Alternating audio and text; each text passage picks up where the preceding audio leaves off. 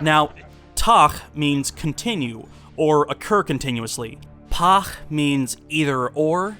Bet makes a verb negative. So Klingon Hamlet is actually saying to continue or to not continue. And the only reason it's not something more obvious like to live or not to live is because Christopher Plummer didn't like the way that translation sounded. So, to continue or to not continue. Well, that is a question, and it's a question that's not a very Klingon thing to ask. As I understand it, in Klingon, it is always a good day to die. Pondering the implications of one's mortality doesn't seem like something a Klingon would do. Neither would he be so conflicted about killing his uncle. Hamlet has plenty of reason to be cautious. Even if Claudius killed his father, Hamlet's vengeance would not only be an act of avunculicide, but regicide, making Hamlet just as guilty of delegitimizing the crown as Claudius. Klingon Hamlet probably wouldn't be so conflicted about avenging his father, considering how Klingons usually get promoted. It's been my understanding that one of the duties of the first officer of the Klingon vessel is to assassinate his captain. Yes, sir. I'm not saying there couldn't be Klingon Shakespeare. I mean, Klingon Othello? Sure. Klingon Coriolanus? Perfect. Klingon Titus Andronicus would be amazing. But Klingon Hamlet? Wimpy little Hamlet? Self-pity is not honorable. Nothing is worth doing if it's not honorable. Every poor actor shoved under that makeup had to say honor 50,000 times before leaving the set. Honor. Dishonor. Honor. Honor. Honor. Dishonorably. Honor. Dishonor. Honor. Honor. Honor. Honor. Dishonor. Oh god. Poor Klingon Falstaff. What is honor? A word. What is in that word, honor? What is that, honor? Air. Well, if we're going to figure out how a Klingon would read Hamlet, we should probably first ask ourselves, how would a human read Hamlet? Well, damn, that is the question. I mean, it can be read as a riveting genre piece, a political drama, a philosophical critique of humanism, proto-existentialism, a reflection of contemporary tensions between Protestant and Catholic theology, and of course there's Freud's reading, where he saw the play as confirmation of his own pet theory about the Oedipus complex. Those are just some of the ways that humans have read Hamlet. So how would a Klingon read Hamlet? A farce? A melodrama? A lesson explaining exactly why revenge is a dish best served cold? Well, the book actually tells you. According to the Klingon Language Institute, while humans often go for the to be or not to be soliloquy, Klingons see that speech as a farce put on to throw off Claudius and Polonius, who are watching from off stage.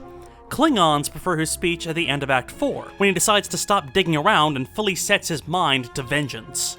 How stand I then, that have a father killed, a mother stained, excitements of my reason and my blood, and let all sleep? Oh, from this time forth, my thoughts be bloody, or be nothing worth.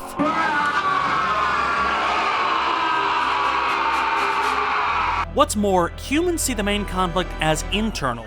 It's Hamlet against his own hesitation. But for the discerning Klingon viewer, it's not the conflict in himself that's the problem, it's the conflict between Hamlet and his culture.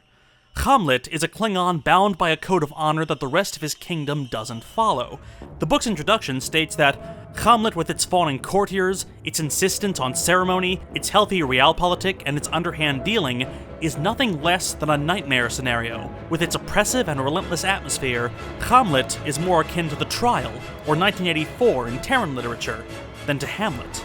And that interpretation is actually pretty well supported by the text. Hamlet calls Denmark a prison, and the plot is forwarded mostly by people spying on each other. Claudius and Polonius watching Hamlet, Gertrude and Claudius asking Rosencrantz and Guildenstern to watch Hamlet, and Hamlet watching everyone, but especially himself. It's a constant stalemate creating a tension resolved into murder. There's also an interesting tension between Hamlet and the Christian God. His first soliloquy has him wish that the everlasting had not fixed his canon against self-slaughter. Hamlet views suicide as a noble act, as it was in, say, Rome, while Christian Denmark sees it as an act worthy of damnation. At the end, Horatio offers to drink poison and die with Hamlet, since he is more antique Roman than Dane. You could argue that Hamlet is too, The character is fascinated by Roman tragedies, and gets the idea for the mousetrap when he's moved by an actor reciting lines from the Aeneid. You could easily argue that Hamlet has internalized the ideals of classical heroes, and feels trapped by his more modern, more Christian environment. Hamlet is a classical hero in a Christian world. Likewise, Hamlet lives in a time and place where these more bloody, more antique, more Klingon ideals are being suppressed by a New World Order that values patience and order more than honor. So that's not a terrible reading of the play. Native speakers of Klingon have found a way to make the play work for them. But there's a problem. There are no native speakers of Klingon. Because Klingons are not real. Klingons do not exist. This is not a controversial statement. Klingon culture was made by a handful of writers. Kronos is a made-up planet. There is no Klingon rights lobby. If Iggy Azalea decided to don a fake forehead tomorrow, no one would complain about the appropriation of Klingon culture. Maybe that's already happened.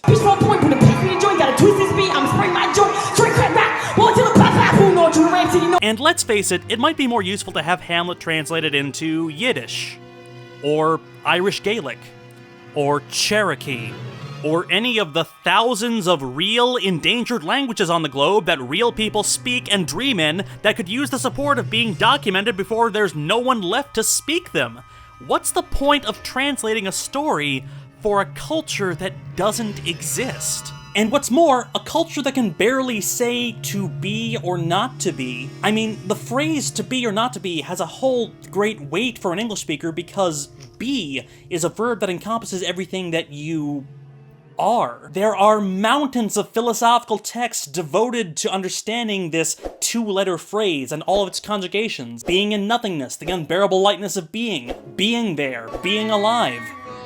So the question Hamlet poses isn't simply, should I kill myself? It's, should I persist with the totality of my existence?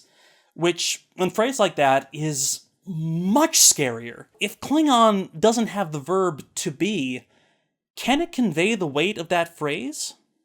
Actually, can any language? Let's go back to Earth for a second. Going by number of native speakers, English is the third largest language in the world. The second largest, Spanish, has two verbs, ser and estar, that perform separate jobs which in English are both performed by to be. Ser conveys essence, while estar conveys condition. So if Spanish Polonius said Hamlet está loco, then he means that Hamlet is acting crazy at the moment. But if Spanish Polonius said Hamlet es un loco, then he means that Hamlet is inherently crazy, an important distinction to make. To be or not to be can be neatly translated as ser o no ser, but I wonder what a Spanish speaker loses without the added nuance of estar o no estar. English, the third largest language, has one form of to be. Spanish, the second largest, has two forms, but the largest, Mandarin Chinese, well, it's complicated. The common translation for to be in Chinese is sure, but sure doesn't cover the same ground as to be. In English, you can say Hamlet is Danish, Hamlet is speaking, Hamlet is crazy. But in Mandarin, Hamuleta sure dan mai zhen, Hamuleta zai shuo, and Hamuleta hen fengla. And actually, those last two sentences don't even need the verb. Meanwhile, sure has some overlap with, of all things, the word yes. Hamuleta sure dan mai zhen, sure ma. In Mandarin, it's possible to say sure, bu sure, but it only translates to yes or no, or is that right? It has as much existential weight as saying, yeah? To transfer the heft of the original phrase, the closest Chinese translations I've gotten is 生存还是毁灭, survival or destruction.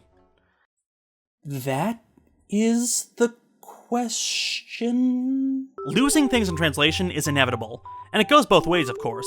I'm sure I would lose some of the original meaning if I were to read translations of Don Quixote or Journey to the West, but for non-English speaking audiences of Shakespeare, this is a very real barrier they need to overcome. And for the millions that speak Italian and Hindi and Japanese and every other language into which Shakespeare has been translated, they've struggled and somehow overcome it. Like, Hamlet isn't hard enough for modern English speakers, right? I mean, Horatio says that Hamlet's father wore his beaver up. And anyone not familiar with medieval armor terms is like, what?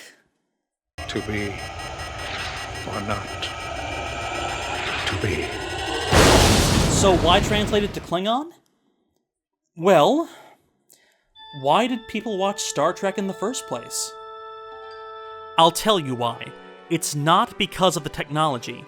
It's not a dream of a scientifically plausible future. It's convenient writing. Warp drive? An excuse to get from one planet to another within a week. The holodeck?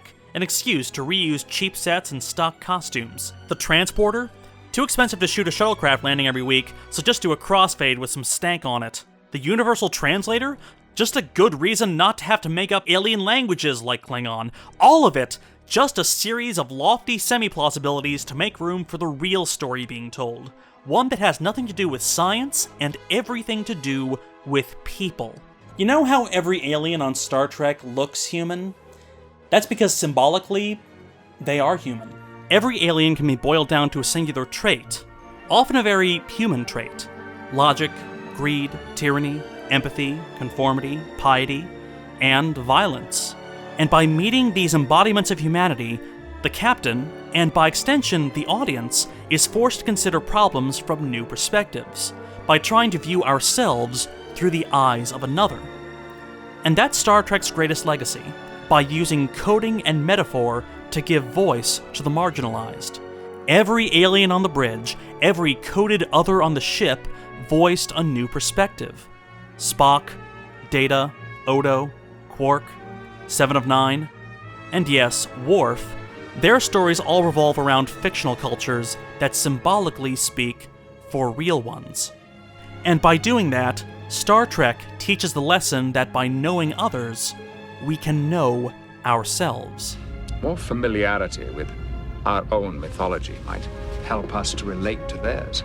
So maybe that's how I can justify the Klingon Hamlet, as a way to see ourselves in a new light, by understanding our own stories just a little better. Because the play, after all, catches the conscience of us. Like all art, it's a way of explaining humanity to itself. Oh no, I know Hamlet. And what he might say with irony, I say with conviction. What a piece of work is man. How noble in reason, how infinite in faculty, in form, in moving, how express and admirable, in action, how like an angel, in apprehension, how like a god. Surely you don't see your species like that, do you? There's the clip I should have used. Let's just hope we get as good at understanding and appreciating real cultures as we are at understanding and appreciating fictional ones. Kapla! Ejem tave deja I, ejam sotas gos vaskrar baitik, e pajaj la mojaj push, jaj keles molo nichok chu.